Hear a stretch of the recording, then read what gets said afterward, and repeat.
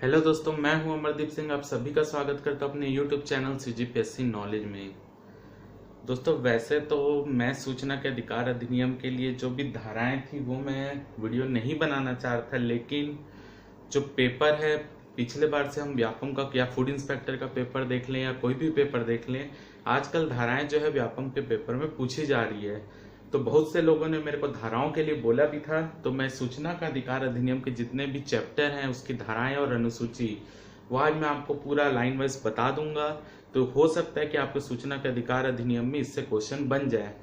और दोस्तों, मैंने जो पिछले वीडियो में सूचना का अधिकार पार्ट 1 में मैंने कहा था कि आपको अगर कुछ बुक चाहिए, चाहे वो आजीविका के लिए हो या कोई भी गवर्नमेंट के डाटा के लिए, तो उसके लिए बुक थी योजना भारत 2017, जिसका लिंक मैंने उस वीडियो में नहीं दे पाया था। तो आज के वीडियो में जो है मैं उसका लिंक दूंगा, तो आप लोग उसमें जाकर वो बुक परचेस कर सकते हैं।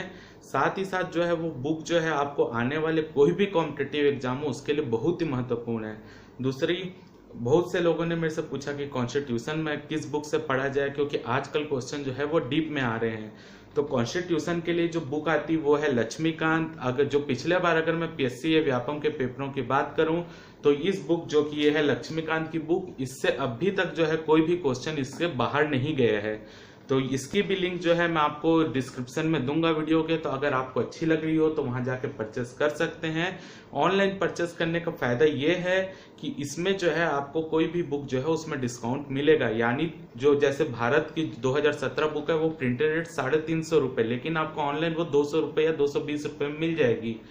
तो मेरे हिसाब से आपको ऑनलाइन उसको परचेस कर लेना चाहिए। अगर या आपके नजदीक कोई और उससे सस्ता मिल रहा है तो आप वहां से लीजिए, अपना फायदा देखिएगा। जहां से आपको ठीक लगे वहां से आप परचेस कर सकते हैं।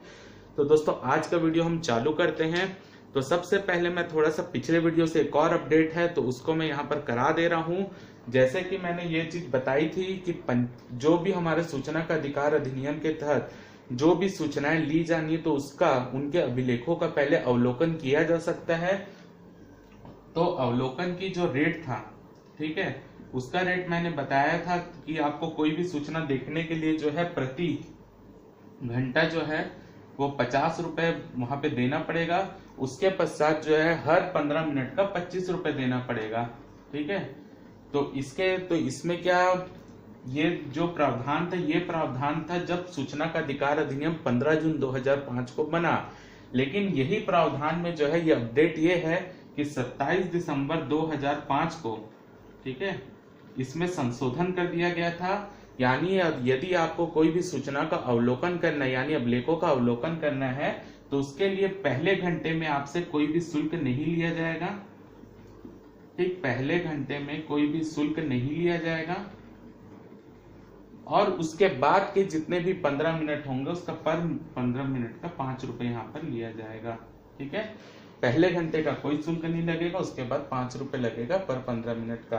तो ये जो है ये एक अपडेट है, तो इसको आप अपडेट कर लीजिए। और अगर आपसे ये देखेगा कि पेपर में क्या पूछा है सूचना के अधिकार अधिनियम का, मतलब जैसा उसमें था या संशोधित वाला पूछ रहा है, यदि अभी का पूछेगा तो आपका आंसर यही होगा। ठीक है, और ये जो है पुराना आंसर है, तो ये अपडेट था, इसको अपडेट कर लीजिएगा। ठीक है, तो अब हम देखते हैं आज का जो हमारा सूचना का अधिकार अधिनियम है, तो उसका मैं पहले बता दूं। जैसे कि हमारे सूचना के अधिकार अधिनियम के तहत अध्याय टोटल 6 अध्याय हैं, जिसको चैप्टर बोला जाता है। तो पहले मैंने यहाँ पे अध्याय वाइज सब चीज को लिख दिया, उसके अंतर्गत एक अध्याय के अंतर्गत कौन सी धाराएं आ रही है उसको भी लिख दिए। तो पहले चैप्टर वाइज देख ले, तो उसके बाद हम सभी धाराओं का लाइन से देखेंगे।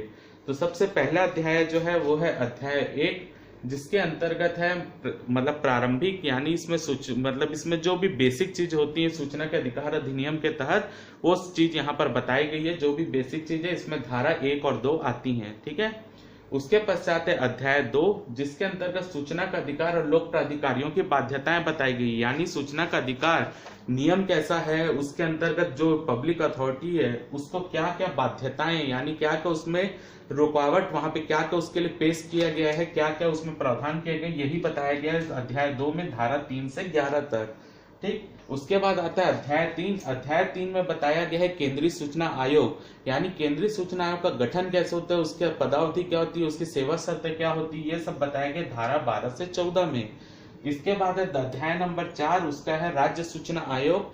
तो राज्य सूचना आयोग का धारा 15 से 17 है। राज्य सूचना आयोग का गठन कैसे होता है, उसके क्या क्या प्रावधान किए गए, क्या सेवा शर्तें होती हैं, ये सब बताया गया धारा 15 से लेकर 17 तक। इसके बाद है अध्याय नंबर 5।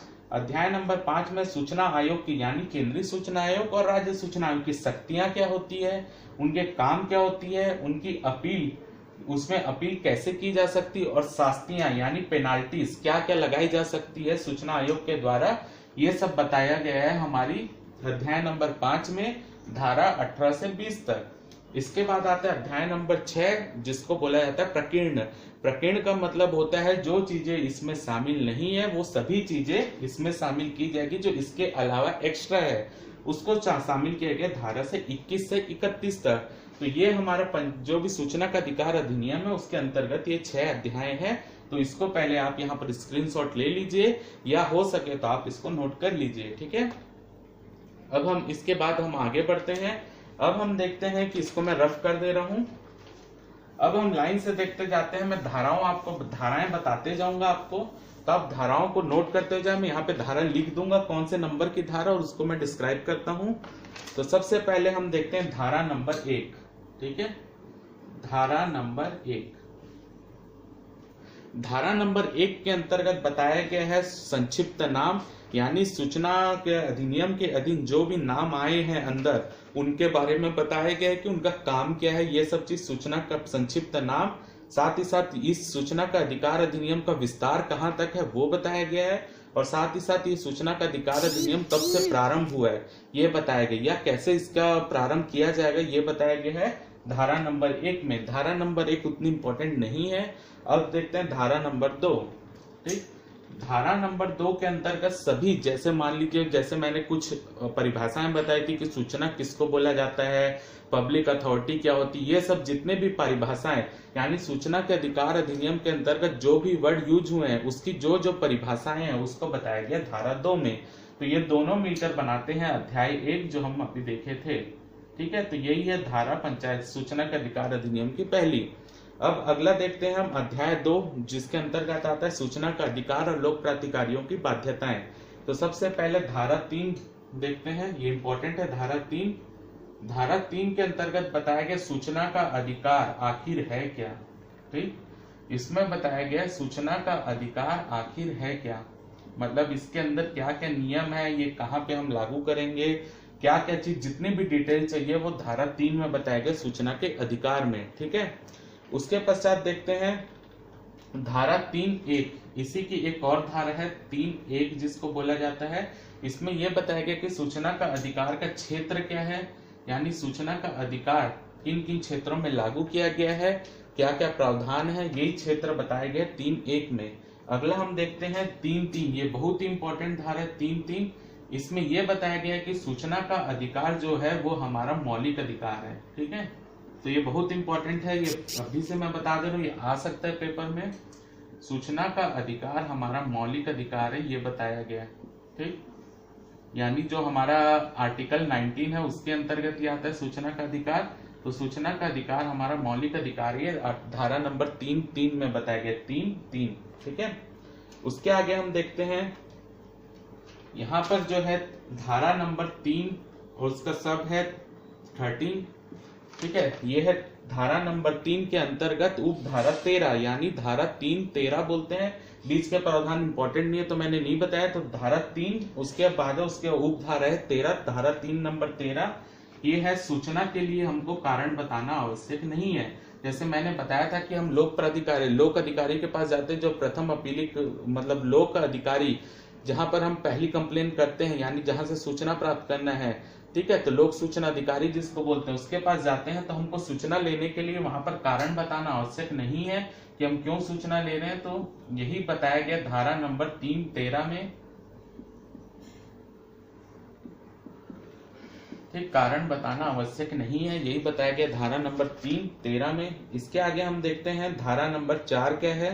तो धारा नंबर 4 में बताया गया है लोक प्राधिकारियों की बाध्यताएं, ठीक। धारा नंबर 4 लोक यानी पब्लिक अथॉरिटी की बाध्यताएं, लोक प्राधिकारियों के लिए क्या क्या बाध्यताएं रखी गई है वही बताया गया धारा नंबर 4 में, ठीक है। इसके बाद हम देखते हैं लोक धारा नंबर 4 उसकी उपधारा नंबर 5। ठीक है, धारा 4 की उपधारा नंबर 5, इसमें बताया गया है लोक प्राधिकारियों की क्या क्या कर्तव्य होते हैं, यानी पब्लिक अथॉरिटी के कर्तव्य बताया गया है। ठीक है, इसके कर्तव्य बताया गया है धारा नंबर 4-5 में। ठीक है, तो ये धारा नंबर 4 तक हो गया है। अब हम देखते हैं धारा नंबर 5, जो कि बहुत इंपॉर्टेंट है। धारा नंबर 5 के अंतर्गत आता है कि लोक सूचना अधिकारी का पद नाम, यानी लोक सूचना अधिकारी कौन बनेगा, उसका पद का क्या क्या काम है, ये बताया गया। लोक सूचना अधिकारी जिसके पास पहली अपील, सबसे पहला आवेदन इसी के पास जाता है, लोक सूचना अधिकारी, जिसे PIO भी बोला जाता है। इसका पद नाम क्या है, ठीक है, इसके पद में क्या क्या चीजें शामिल की गई है, यही बताया गया धारा नंबर 5 में। अब देखते हैं इसके आगे की धारा, धारा नंबर 5, उसकी है सब धारा 4। तो इसमें बताया गया है कि लोक सूचना अधिकारी के कर्तव्य क्या क्या है। ठीक है, इसी के कर्तव्य बताया गया है। तो कैसे हम याद करेंगे, धारा नंबर 4 उसकी उपधारा 5 में पब्लिक अथॉरिटी के कर्तव्य बताया गया है, और धारा नंबर 5 और उसकी उपधारा 4 में लोक सूचना अधिकारी के कर्तव्य बताया गया है। तो ये हम यहाँ तक कर लिए धारा नंबर 5 तक, तो इसको आप नोट कर लीजिए। ठीक है, उसके आगे मैं इसको रफ करता हूं, फिर मैं आपको आगे की धाराएं बताता हूं जो बहुत इंपॉर्टेंट धाराएं आ सकती है पेपर में। तो हम देखते हैं धारा नंबर 6। ठीक, धारा नंबर 6, धारा नंबर 6 में क्या बताया गया है कि सूचना प्राप्त करने के लिए अनुरोध, यानी जो पहले व्यक्ति जिसको आवेदन करना है वो सबसे पहले किसके पास जाएगा, लोक सूचना अधिकारी के पास जाएगा। तो वही बताया गया है सूचना प्राप्त करने के लिए अनुरोध, धारा नंबर 6, सूचना प्राप्त करने के लिए अनुरोध। ठीक, ये है धारा नंबर 6, ये भी इंपॉर्टेंट है क्योंकि सबसे सूचना का अधिकार अधिनियम चालू ही यहीं से होता है। तो धारा नंबर 6 बहुत इंपॉर्टेंट है। अगला हम देखते हैं धारा नंबर 6, इसकी सब धारा है 1, उप धारा है 1। ठीक, इसके अंतर्गत बताया गया है कि सूचना को प्राप्त करने के लिए सबसे पहले आपको 10 रुपए की रसीद कटानी पड़ेगी। तो यही है 10 रुपए की रसीद, ये बताया गया है धारा नंबर 6 की उप धारा 1 में। ठीक, इसके बाद हम देखते हैं अगला धारा नंबर 7 देखते हैं। धारा नंबर 7 में क्या है, धारा नंबर 7 में बताया गया अनुरोध का निपटारा, यानी जो भी वो मांग कर रहा है, जो व्यक्ति, ठीक, जो व्यक्ति सूचना मांगा है और जो भी अनुरोध किया है उसको उसकी सूचना उपलब्ध कराना, यानी अनुरोध का निपटारा, यही है धारा नंबर 7 में। इसके आगे हम देखते हैं धारा नंबर 7 का, यही धारा नंबर 7 का सब है 5 नंबर, यानी धारा 7(5). तो इसका देखते हैं, इसके अंतर्गत ये बताए, इसके पहले हम ये देख लेते हैं धारा नंबर 7 का 3। ठीक, 7 का 3, तो 7 के 3 में बताया गया है कि जब ये अनुरोध करेगा तो उसको निस्तारण कितने समय सीमा में करना चाहिए, यानी यहाँ पर जितने भी समय ये आवेदन करेगा उसका निस्तारण जो है वो 30 दिन में हो जाता है। तो ये 30 दिन का जो निपटारा, यानी जो लोक सूचना अधिकारी वो 30 दिन में सूचना देगा, ये बताया गया धारा नंबर 7 का 3। ये बहुत इंपॉर्टेंट धारा है, धारा नंबर 7(3). उसके बाद हम देखते हैं धारा नंबर 7(5). ठीक, धारा नंबर 7(5) के अंतर्गत क्या बताया गया है कि ये वाला पार्ट मैंने कल के वीडियो में नहीं बताया, तो आप ध्यान से सुनिए। यदि किसी व्यक्ति को सूचना जो है फ्लॉपी में चाहिए, यानी जो हम अवलोकन करके पेज में ना लेके फ्लॉपी में चाहिए, तो प्रति फ्लॉपी जो है उसको 50 रुपए का भुगतान करना पड़ेगा। ठीक है, उसको फ्लॉपी में प्राप्त करने के लिए प्रति फ्लॉपी 50 रुपए का भुगतान करके वो सूचना फ्लॉपी में पा सकता है। तो उसके लिए धारा नंबर 7(5), और 7(5) की ही सब धारा है, 7(5) की ही एक सब धारा है ख, जैसे क ख ग वाला ख धारा, मतलब बी, अगर ख को मैं बी भी बोल सकता हूँ। तो 7(5) की ख धारा में बताया गया कि प्रति पेज जो हमको सूचना दी जाएगी वो 2 रुपए प्रति पेज होगी, यही बताया गया धारा नंबर 7(5) की ख में। ठीक है, तो इसको नोट कर लीजिए। इसके बाद हम देखते हैं धारा नंबर 7(10), धारा नंबर 7 का 10वां नंबर। तो धारा नंबर 7 का 10वां नंबर भी बहुत इंपॉर्टेंट धारा है। इसमें यह बताया गया है कि जो भी बीपीएल परिवार है, यानी जो गरीबी रेखा के नीचे के परिवार है, उनको निःशुल्क में सूचना उपलब्ध कराना, यही है धारा नंबर 7(10). ये भी बहुत इंपॉर्टेंट धारा है, निःशुल्क सूचना। ठीक, आगे बढ़ते हैं। धारा नंबर देखते हैं 7 का, धारा नंबर 7 की सब धारा 14 यानी 14 नंबर। इसमें क्या बताया गया, प्राण व स्वतंत्रता से संबंधित सूचनाएं जो लोक सूचना अधिकारी 48 घंटे में देता है, वही इसमें बताया गया कि उसको 48 घंटे में ये सूचना देना है। तो अगर प्राण व स्वतंत्रता से संबंधित कोई भी मामला हो या जीवन या स्वतंत्रता से, तो इसके 7 की 14 नंबर धारा, ये भी इंपॉर्टेंट है, 48 घंटे में सूचना देना है। ये है धारा नंबर 7 की 14। अब इसमें अगला है धारा नंबर 7 की 16 नंबर की, धारा नंबर 7 की उपधारा 16। इसमें यह बताया गया है कि आपको सूचना जो है, सॉरी यहाँ पर मैं एक थोड़ा सा एक चीज गलती हो गई है, जो यहाँ पर 7 का 10 नंबर है, ये बीपीएल परिवार के लिए नहीं है। 7 के 10 नंबर में बताया गया यदि लोक सूचना अधिकारी 30 दिन के अंदर सूचना नहीं देता तो उसको सभी सूचनाएं प्रथम अपील में ये निःशुल्क में प्रदान की जाएगी। सब जो व्यक्ति जो है उसको जो आवेदन किया, तो 7-10 में निःशुल्क सूचना कब मिलेगी, जब लोक सूचना अधिकारी जो है वो इसको 30 दिन के भीतर ये सूचना नहीं दे पाता, तो उस व्यक्ति को वो सूचना निःशुल्क जो है प्रथम अपील में मिल सकती है। यही बताया गया 7 नंबर की उपधारा 10 में। और 7 नंबर की उपधारा 16 में बताया गया है 30 दिन की सीमा कहां से चालू होगी। ठीक है, 30 दिन की सीमा यानी जब ये जैसे हमारा आवेदन करते उसी दिन से 30 दिन की सीमा चालू हो जाती है, वही बताया गया है 30 दिन की सीमा कहां से चालू होगी, आवेदन प्राप्त होने से उसी दिन से। तो ये 7 की 16 नंबर उपधारा है। इसी में है धारा नंबर 7 की उपधारा नंबर 17। धारा नंबर 7 की उपधारा नंबर 17 ये भी इंपॉर्टेंट है, यही है बीपीएल परिवारों को निःशुल्क में सूचना देना, बीपीएल परिवारों को निःशुल्क। ठीक, 7 की उपधारा 17 में बताया गया है बीपीएल परिवारों को निःशुल्क में सूचना उपलब्ध कराना। तो ये हम देख लिए धारा नंबर 7 तक। इसके आगे हम पढ़ते हैं, इसको मैं रफ करता हूं।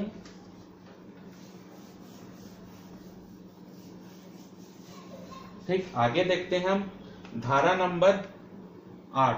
ठीक है, बहुत इंपॉर्टेंट धारा है धारा नंबर 8।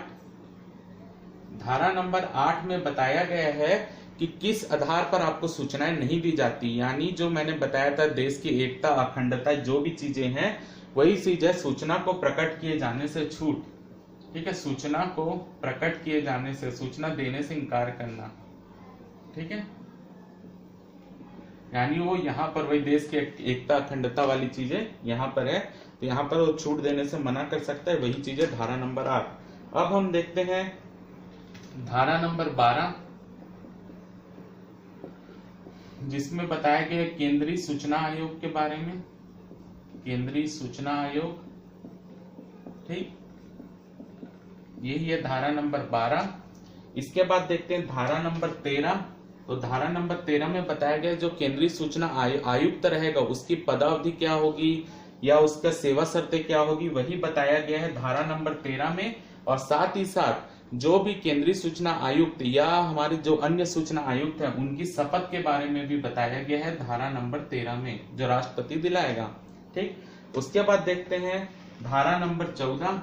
धारा नंबर 14 में यह बताया गया कि केंद्रीय सूचना आयुक्त को उसके पद से कैसे हटाया जा सकता है। तो क्या करेगा, राष्ट्रपति जो है यदि केंद्रीय सूचना आयुक्त के खिलाफ कोई मतलब कुछ जांच का आदेश देता है उच्चतम न्यायालय यानी सर्वोच्च न्यायालय को, और सर्वोच्च न्यायालय यदि कोई अपील मतलब इसके खिलाफ कोई जांच जारी कर देती यानी इसके जांच करती सर्वोच्च, राष्ट्रपति पहले वही केस किसको सौंपेगा, सुप्रीम कोर्ट को, और सुप्रीम कोर्ट जांच करेगी और उसमें सही पाया गया तो राष्ट्रपति जो है वो केंद्रीय सूचना आयुक्त को पद से हटा सकता है। साथ ही साथ अन्य सूचना आयुक्त को भी वैसे ही हटाया जा सकता है। ठीक है, तो इनको पद से हटाना जो है धारा नंबर 14 में ही बहुत इंपॉर्टेंट धारा है।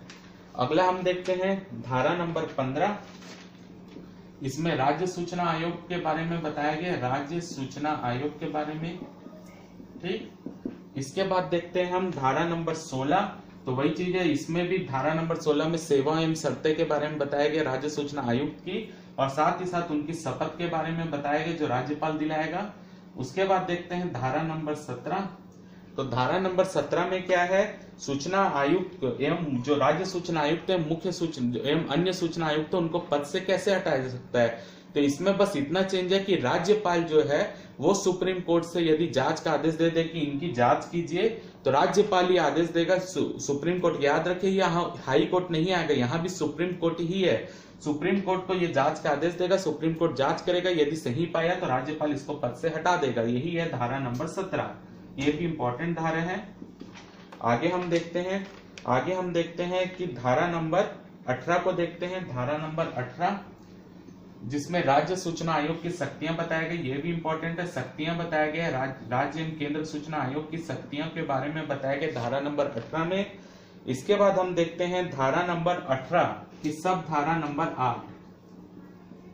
धारा नंबर 18 की सब धारा नंबर 8, उसमें बताया गया है कि प्रथम अपील कैसे की जाएगी, उसका प्रोसेस क्या होगा, उसका पैसा कैसे दिया जाएगा।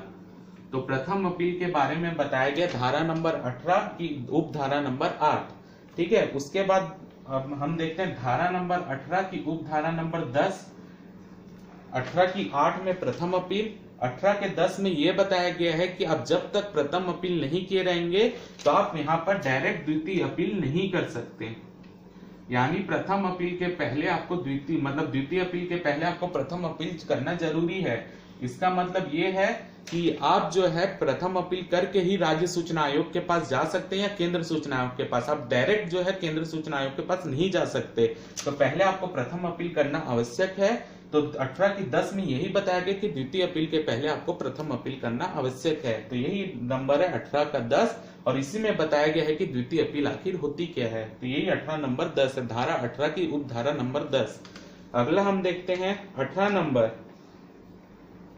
की उप धारा नंबर 13। इसमें जो है आयोग की शक्तियां और जो अन्य शक्तियां हैं, यहाँ पे मुख्य शक्तियां बताई गई है। 18 की 13 में आयोग की अन्य शक्तियां बताई गई है। ठीक है, अन्य शक्तियां, यही है धारा नंबर 18 की उप धारा नंबर 13। इसके बाद हम देखते हैं धारा नंबर 19। इसको मैं रद्द कर यहीं पे लिख देता हूं। धारा नंबर 19 में अपील के बारे में बताया गया है, यानी ये अपीलें कैसे की जा सकती, पूरा प्रोसेस जो है प्रथम अपील, द्वितीय अपील या पहली अपील, सब चीज धारा नंबर 19 में बताया गया। इसके अंदर बहुत सारी उप धाराएं हैं, तो उसमें बताया गया अपील के बारे में क्या क्या है। अब हम देखते हैं धारा नंबर 20। तो धारा नंबर 20 के अंतर्गत क्या बताया गया, शास्ति। शास्ति बोलते हैं इसको। शास्ति का इंग्लिश मतलब होता है पेनाल्टीज, यानी सूचना आयोग जो है कैसे कैसे अधिकारियों में पेनाल्टी लगा सकती, उसके सारे प्रोसेस को धारा नंबर 20 में बताया गया है। तो ये ज्यादा इंपॉर्टेंट नहीं, जितना पहले हो चुके हैं वो ज्यादा इंपॉर्टेंट है। तो इसके बाद देखते हैं धारा नंबर 23 देखते हैं, जो बहुत इंपॉर्टेंट है, ये ज्यादा इंपॉर्टेंट है। धारा नंबर 23। धारा नंबर 23 के अंतर्गत बताया गया है कि न्यायालयों की अधिकारिता का विवर्जन, न्यायालयों की अधिकारिता का वर्जन या वर्जित करना, न्यायालयों की अधिकारिता को वर्जित करना। इसका मतलब ये होता है न्यायालयों की अधिकारिता का वर्जन करना, इसका मतलब ये होता है कि सूचना आयोग जो भी फैसला दे दे द्वितीय अपील में, आप उसके बाद न्यायालय में कभी नहीं जा सकते। यानी इसका मतलब ये न्यायालयों की अधिकारिता का वर्जन। तो यही बताया गया धारा नंबर 23 में, जो बहुत ही ज्यादा इंपॉर्टेंट धारा है। इसके बाद जो अन्य धारा 31 तक है वो ऐसी बेसिक है, कोई उसमें कोई जो बचा पूछे वही है, वो ज्यादा इंपॉर्टेंट नहीं है, पेपर में आपसे नहीं पूछा जाएगा, क्योंकि उसमें सूचना के अधिकार के तहत जो अधिकारी होते हैं उसके बारे में ज्यादा बताया गया, हमारे जो आम जनता के लिए नहीं है।